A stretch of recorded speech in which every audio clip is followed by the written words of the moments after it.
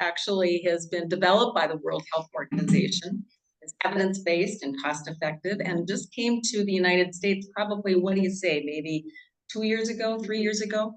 And we're lucky because the Miller Dwan Foundation, when they were doing their strategic planning last year, they realized they actually looked at the Duluth community and what are our needs. And in the past, the Miller Dwan Foundation certainly has had a focus on cancer, has a focus on hospice, and built Amber Wing and also Polinsky, the rehabilitation. And when they were after the big pandemic that we were all in, they wanted to kind of relook, and what came up just over and over again was the mental health needs. There will never be enough therapists, there will never be enough psychiatrists, there'll never be enough psychologists.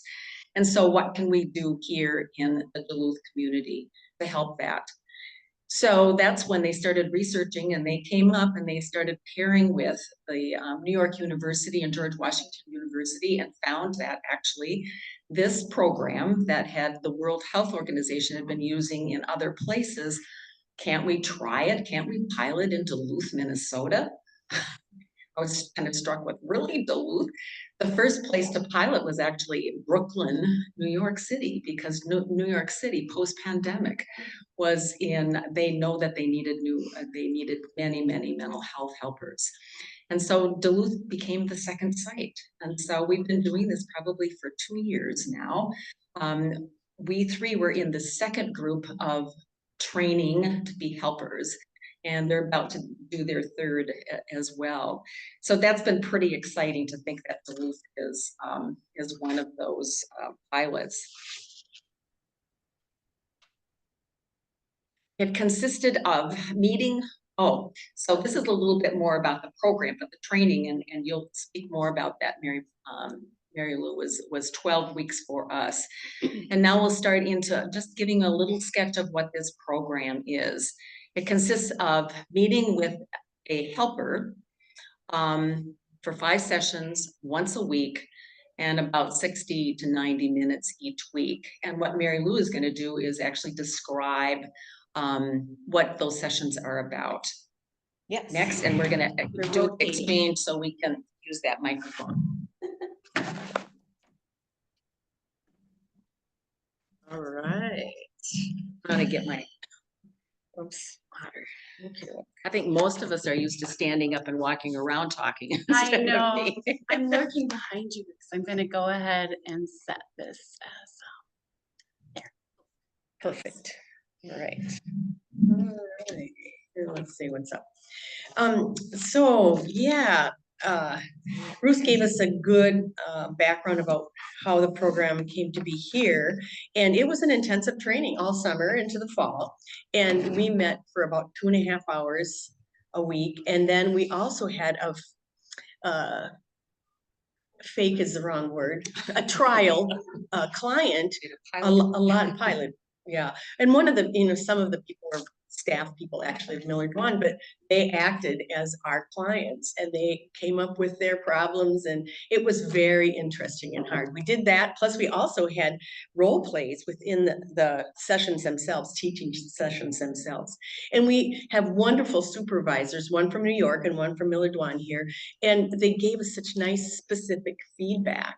And actually, as we go through the program with our clients as helpers, we still check in weekly, once or twice, with our supervisors in a group. So then we can hear what everybody else has learned about their experiences with their clients. It's been very helpful. So it's not like we're doing this out on our own. We've been well trained and we're well supervised. I think that's a really important thing to know too. This isn't a very I'm sorry. I was wondering, trying to imagine how large or small this class was for you. About what, 15 people, maybe? Yeah. It was all Zoom. Can you repeat the question? Okay. Yes. Oh, yeah. Repeat the question. How big was the group that we had going through our cohort? About 15 people. And then each one of those people are going out to get their clients and work with their clients as helpers.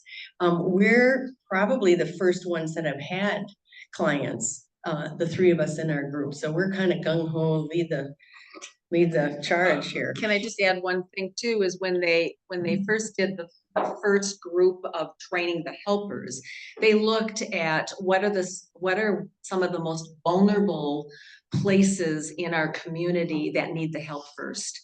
And so, I mean, it's just, the cohorts are from the Native community, PAVSA, trans, life, how, I mean, there are just a number of communities also in Superior as well as Duluth proper. And when they went through it again, they realized, you know, we're missing some populations. We're missing people over the age of 65. And how are they affected after the pandemic? They were also looking at church communities, faith communities. That's where support groups are. Let's try to look at some of the faith communities too. So that's how the second cohort. Mhm. And as well as trans and LGBTQ. So there's a nice slide at the end that shows who all the stakeholders are in the process. So I thought this slide was helpful, even though it's small, but it really shows what each session, we have 5 sessions, but the 5th session is really an overview of what happened in the first 4 sessions. And I'll go through each one of these sessions and what we do specifically in the next few slides. But the first session really, we teach people how to do that deep breathing. And I know my client said this was the most important thing that she'd ever done to help herself with decreasing her anxiety. And the deep breathing really helps decrease that anxiety, kind of that physical tension, the feeling of being overwhelmed. So that's what goes on in the first session. The second session is really about problem management. We'll go more into that, but it really is, we're really trying to have people identify practical problems, things that they can actually find a solution for. You know, stopping global warming, not really under our control. So we really try to bring people back down to kind of a basic level of what can we control, what can't we control. The third session is the getting them active. That really helps. You know, if you're down, you don't want to do your exercise, don't want to interact with other people, and then you get more down, and then there's that vicious cycle. And so what we're trying to do is help them break that cycle, and that we do that through our session 3. And session 4 is really helping people figure out where they get their support from. And so that helps with the isolation and disconnection that they might be feeling. So in the first session, we always start out with an assessment, and that helps set a baseline for where the people start at. It's a Likert scale kind of assessment. And then we do that at each session. We also go through a suicide questionnaire, you know, if they are, you know, thinking about committing suicide every time we meet with them. And so those are entered into a computer system under a number that the person who's our client makes up, you know, in a formula. So it's all anonymous. It goes into this database because they are using it for research and looking at it. The schools that are involved are using it as research, but it's all anonymous. And that's a really important thing for clients to know too. It's confidential and anonymous. So we just lead them through the, you know, why are we doing this? Why is it important to, you know, decrease stress in their life? We teach the slow breathing, and sometimes people are familiar with this and sometimes not so familiar, but we actually go through that with them and have them demonstrate their understanding of it. And we'd like to start out each session with a few deep breaths too with them, kind of checking in, you know, because people might be anxious about what are we going to talk about today, and that helps lower that stress level when they get to the next sessions too. And then we always have an action plan created at the end of every session. So when are you going to be able to use this deep breathing technique? And we try to get really specific. Every day, okay, in the morning, right after you get up, or right before you go to bed, every other day. And then we actually have a calendar that we have people fill out. And we do that for each session, not just for the deep breathing part. So that action plan is, you know, coming up there for that session 1. And then the session 2, they call this the meat and potatoes program. So the session 2 is where they really, you know, they have a list of problems, and then we go back and help them prioritize what their problems are. And then we pick one that's most manageable and realistic, again, practical, things that they want to address right now, things that are most important to them, or a thing. And then we have them break that down into what specifically, like one example is, I'm not doing my laundry enough. Well, so what are the steps of doing laundry? And though we go through that, we have to gather the dirty laundry, and then you have to get the dirty laundry to to the washing machine, and then you have to put the dirty.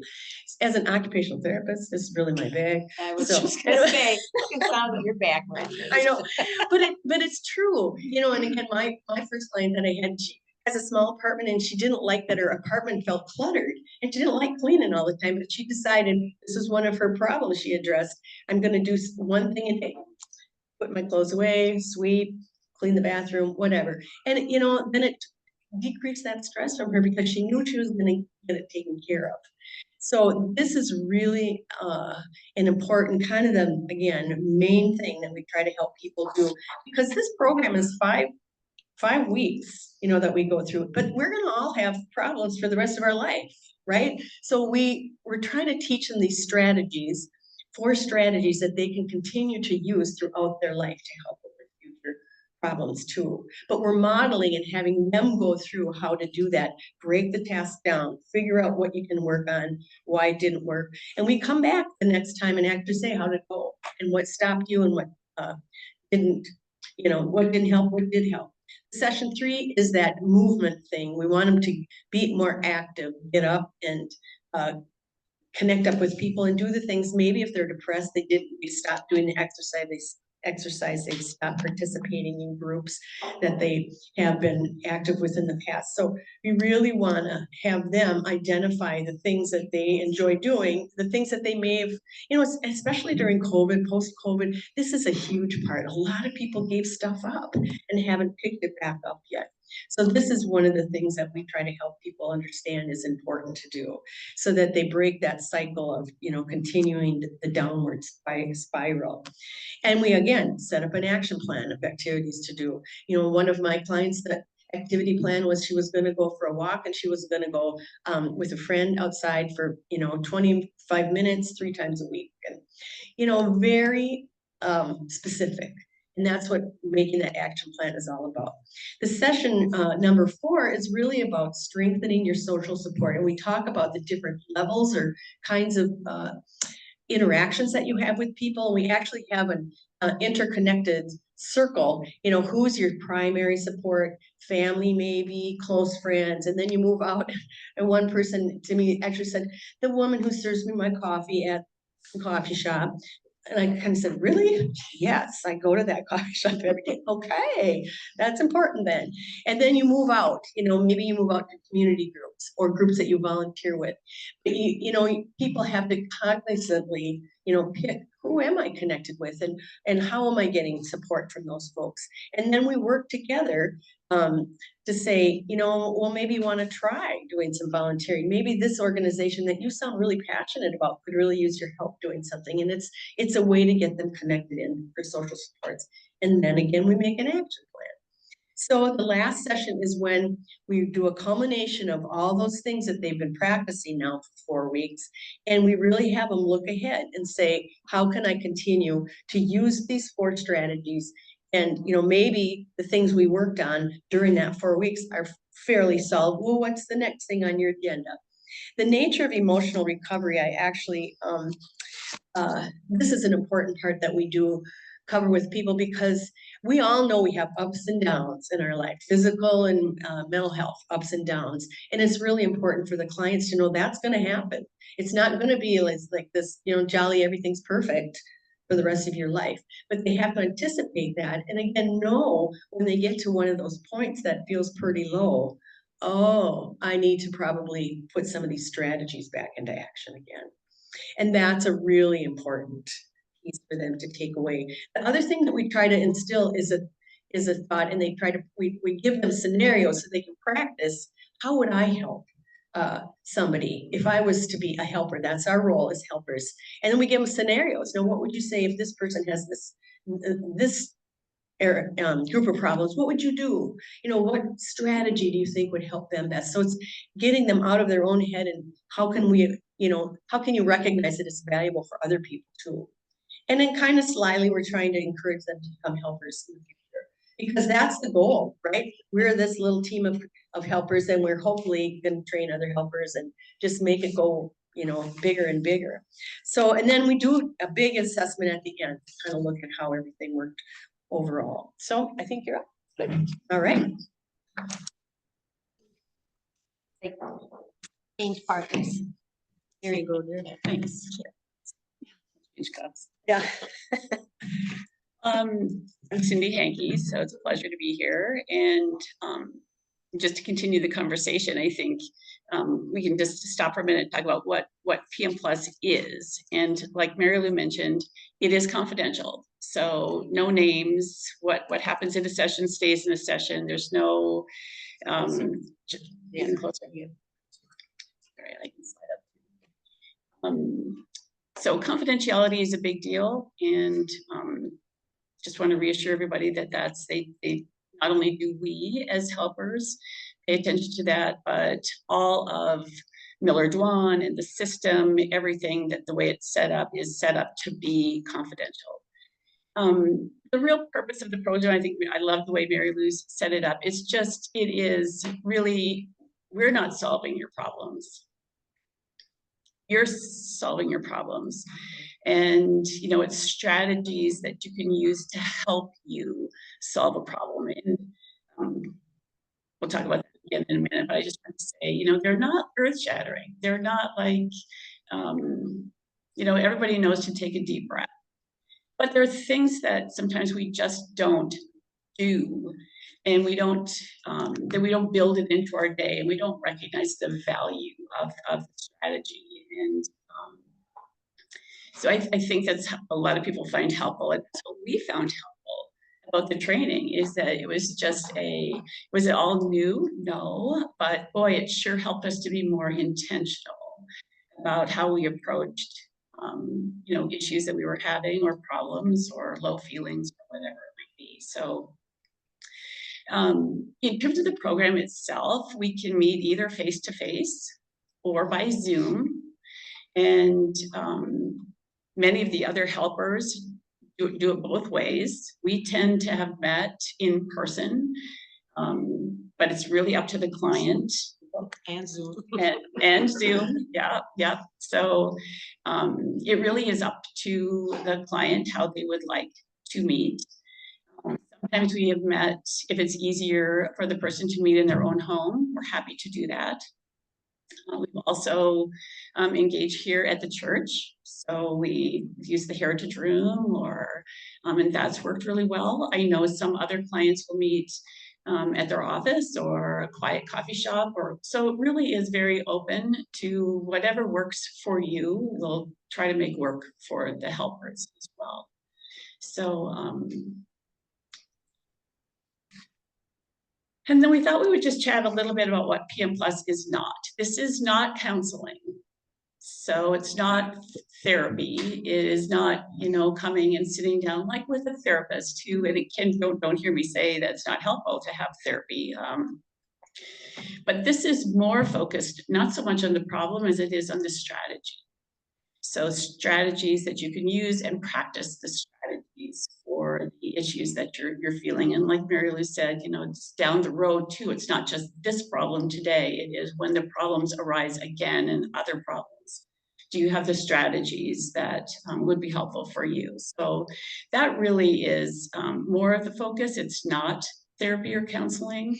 Also, it's not mandatory to complete. I think that's really important for people to know that, you know, you may wonder, is this right for me? And the first meeting with a helper is usually just a description of the program itself. And then you think about, is this really something that you would like to do? And if it is, then we'll proceed. And if it's not, that's okay. That's totally okay. And if you get into 1 or 2 or 3 sessions and you decide this is not for you, that's okay too.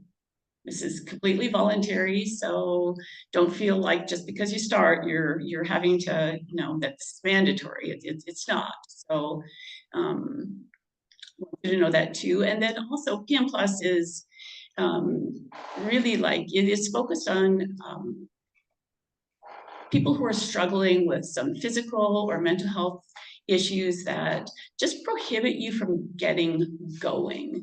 And I love that this program targets populations 65 and over, because we really do at this time in our lives face issues that arise from trauma, the death of a spouse, transition into a new place, loss of physical ability. I mean, all of those things are coming our way or have already come our way, and they change your life. They change things for you.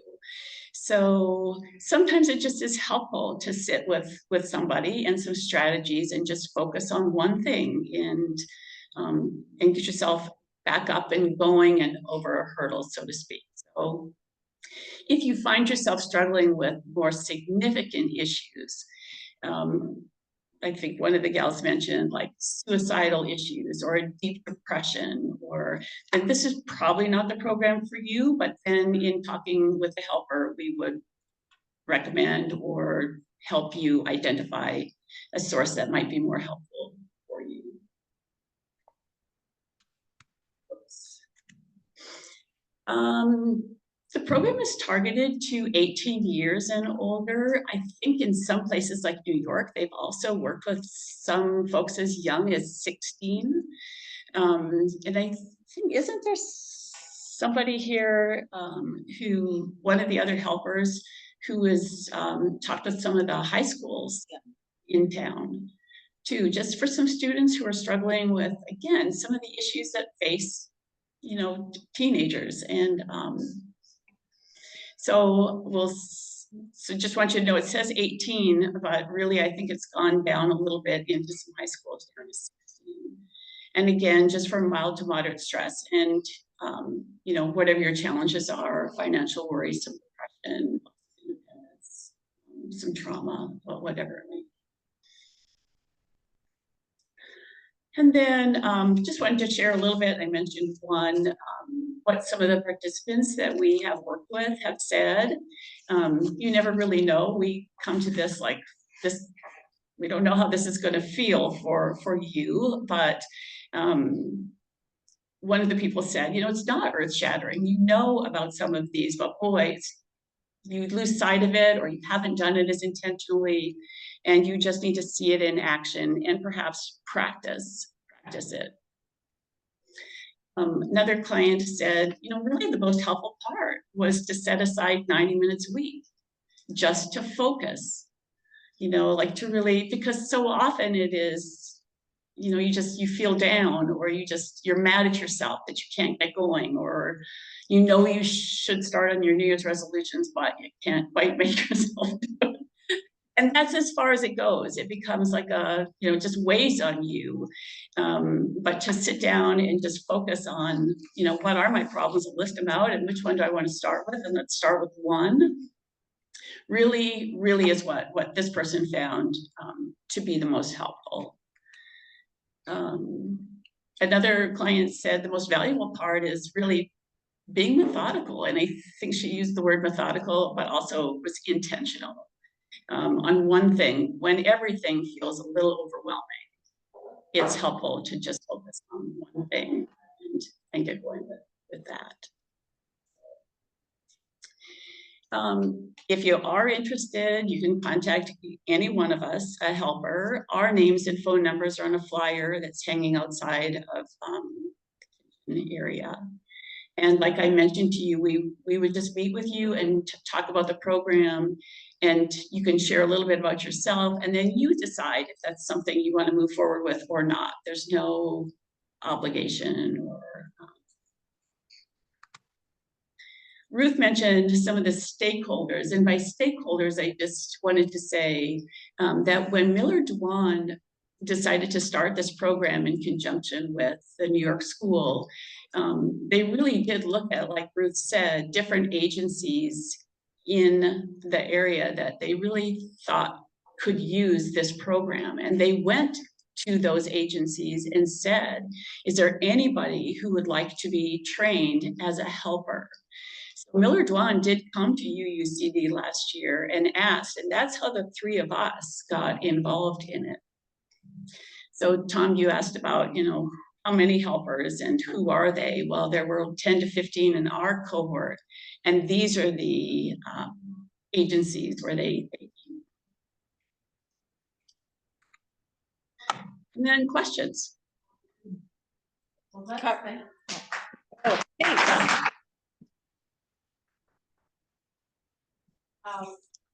have got plenty of time for questions, so this is great. And I wonder, Sally, Will, Tom, Josh, would one of you be willing to walk the mic around? Thank you.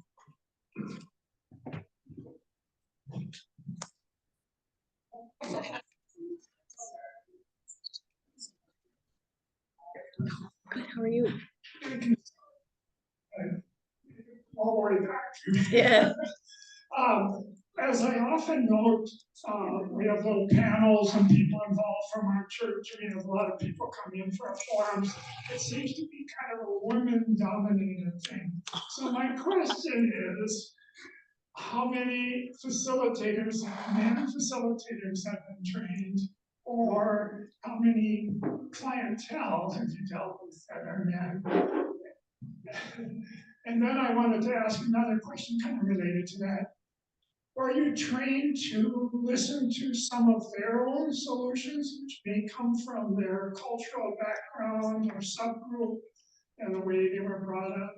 And so that you kind of, give that counselor openness to that. Thank you. Well, yeah, in our cohort, just to answer in our cohort, there were 3 men that were trained as helpers. And I don't know about the other one, how many. Or at And least 2. yeah, at least 2. So they are present and, but not as many as the women. As far as clientele, I don't know how many males versus females. I know that the 3 of us have all had females thus far. But you really raise a really good point, Carl, in terms of the gist of this is not that we have the answers for people, it's that they come up with the answers themselves, and especially given the cultural backgrounds. And we 3 have raised the issue about aging, because the original program wasn't about aging. We have really raised the issues of loss and death and grief. And especially, well, in a number of ways that actually, Cindy, you've already talked about, whether, I can't walk anymore, or my back hurts, or I've lost my hearing. How do I integrate that into who I am now?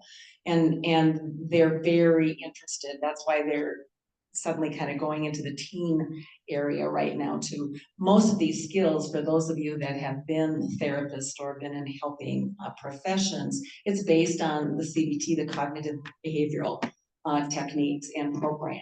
And then it just takes a little twist. But again, that twist is more, let that person come up with the solutions, and their cultural issues. So really good question. I just wanted to add one thing, and that was, I loved your question about, is it culturally sensitive? And again, I just want to underscore that the strategies that are generated to deal with the problem are not from us. Mm-hmm. It is about you generating, and brainstorming strategies. We'll ask questions to help you do that, but we're not going to be suggesting to you what we think you should do. It's really what is going to fit best for you, and through some question asking. So it really is not about us. It really is about you. And for the cultural part, this has been done around the world in some small communities or, tribes in Africa and Scandinavian countries. It's been done everywhere. So they're certainly using their cultural input to try to solve the problems from their cultural perspective. But that's a really great question. we really need to try to be sensitive to that. We're fairly new at this, so I'm not saying we've been doing this for 25 years, because we just graduated at the end of the summer. So, right? Yeah. So, Yes. yes, well, for this, Yeah. of course. Yeah, but it's a learning process. Certainly it was for me. And you don't have to be coming from a healthcare profession background at all, because it's not supposed to be about that. It's supposed to be about interpersonal skills, relationship building. Oh, you have one more thing? No, I want to go now. Now we're fighting over the mic. I just had one other thought, and that was about the question about working with men and men perhaps preferring to work with men. So right now there are 3 female helpers here at the church, but if you were not comfortable working with a female helper or prefer a male, then we would go back to our cohort and say, we have a client who would really prefer to work with a male, and line you up with a helper that fits for you. So just because it's the 3 of us and we're just here doesn't mean you're stuck with us. You have some other options too. I was just gonna add another comment that a client has mentioned. And she was saying that, some of these strategies I know, and it's helpful to remember them again and apply them to my life. And the biggest thing is actually being with somebody that's listening to me. I have lots of friends, but guess what? When I bring up that, oh, I'm not walking very well, they tell me a bigger story. Oh, you have to hear about this person, or I had it worse than you did. And, they're friends, but this 60 to 90 minutes of somebody actually listening to me and just being with me and then asking me questions so I can figure out what my next step is. That's been huge. So I just thought that was kind of interesting because. So it sounds like basically what you're doing is facilitating people doing their own thinking. Absolutely. Yes. Good way of putting it. Thanks, Okay. Richard. And so Thank you. Anyone else? Hold on here. Therese? I think this is wonderful. I love the non-judgmental approach. In my family, we just had a recent family gathering and my children were dissing their first cousin. And my other sister-in-law said they were never taught. In families, even though you may be, these cousins are all children of the same generation, me and my siblings. And it was wonderful to hear a non-judgmental, let's not diss them, be criticizing, and when you say, your clients may say, oh yeah, I knew that, well, a lot of people aren't taught. Just breathe. That's right. And it's nice. Maybe somebody's mic is open. Yeah. Just a comment. No, Thank you. no. Thank you for being non-judgmental.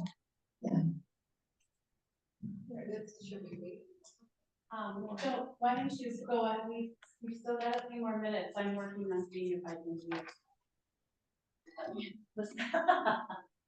Was there anything in the chat? Any questions? I'm sorry, no, nothing in the chat. Bruce, I was just gonna say as a comment to you, the 3 of us taking the course, we were all now after that deep breathing. I put it in my phone twice a day as an alarm to remind me. Because sometimes I don't do that deep breathing unless I really need it. It's like, oh, I'm talking with my sister. Deep breathe, I need to ground. I won't go into that. But anyway, sometimes, and when it was on my alarm to 1 o'clock, deep breathe. It was like, oh, this is great, you know, so it's just that being more, like Cindy said, being intentional about some of these things has been great.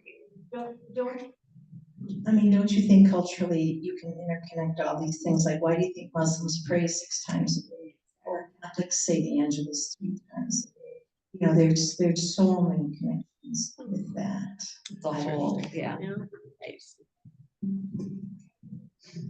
Hi, this is Beth. I'm just thinking about next week, and I've been organizing the climate justice revival, and problem management. The way, although you say can't solve global warming, what we are working on is finding challenges and then responses that we can do.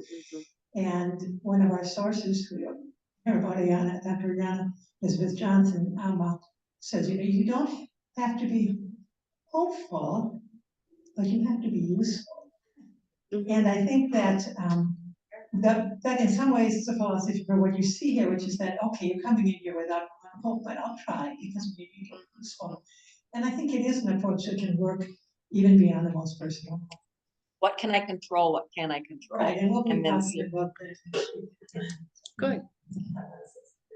Yeah, go. I don't wanna hug the mic, but on that note, sorry, Billy. Oh, go ahead.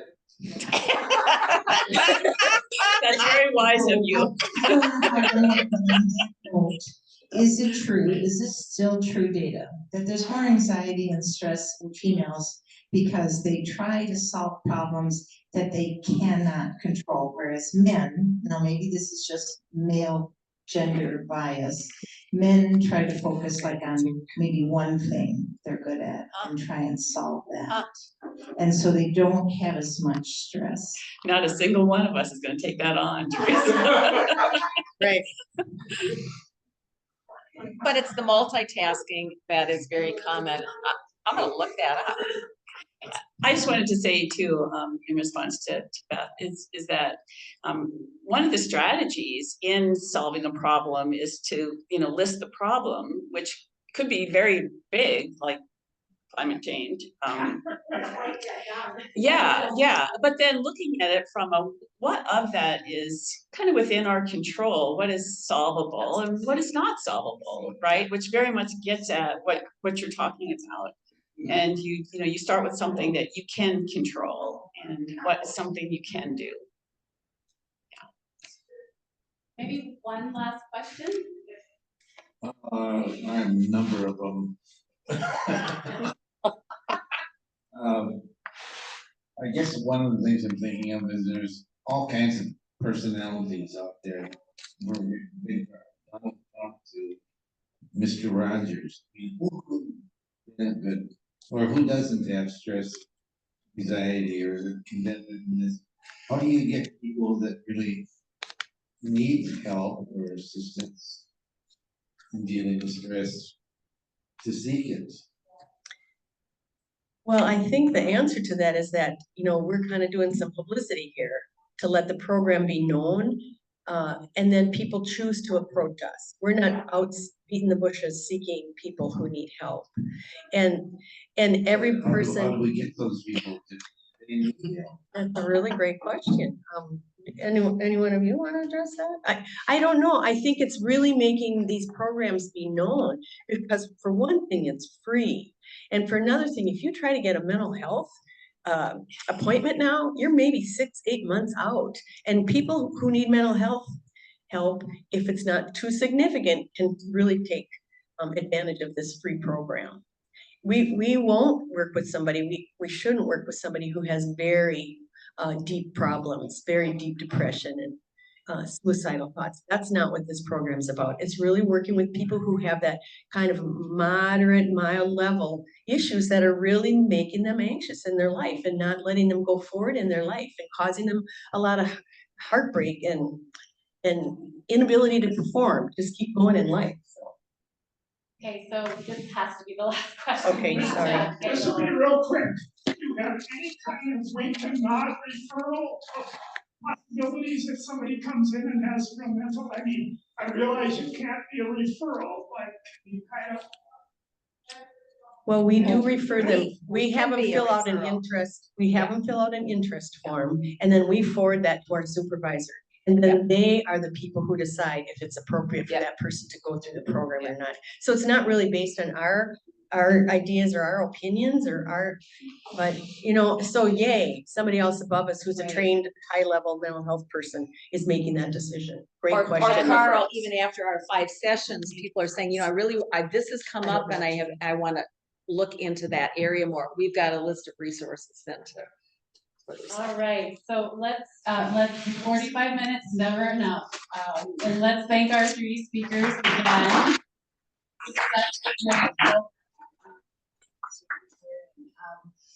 So a couple of wrap up announcements here. Hopefully you'll make yourselves available between now and the service if folks want to come up and ask you questions one-on-one. As always, we can use help putting chairs and dividers away, so that's huge. I want to also just Beth spoke to this earlier, but next week talk about diminishing our grief and despair by engaging with the problem. I really find that to be extremely helpful personally. The climate justice revival here at UUCD. The forum will be our kickoff of really a day long, including the service occasion. So very exciting to sort of envision the futures we want for ourselves and for our communities. Reimagine together from an extractive age to a new era. Congregations all over the country are going to be doing this climate justice revival. So come here with your ideas, door prizes. I'm just saying, door prizes, treats during the forum for your breakfast. So it's going to be a lot of fun. No doom and gloom, maybe just a little doom and gloom. But please come. We're really excited about it. And do you want to say something, Beth? Okay. Well, catch. Oh, here we go. One more plug. There's going to be a short summary, as Dr. Johnson does in her book, of reality check of where we are on climate. But basically, the focus is on first imagining what we would like it to be in 2050, trying to get away from the very immediate stresses we see in the world. And then after lunch, after the service, we do have lunch. So then we're going to be looking at what are our challenges locally and what can we do in response and what are our networks and so forth that help us strengthen that. And then we are looking at where we find our joy in action, how we might, we're going to try to put that together so we can find some focuses that our congregation wants to do in smaller groups together. So overall, this is a very much a problem-solving approach, and that's what the UUA planned, and we kind of shortened it for our time, but I think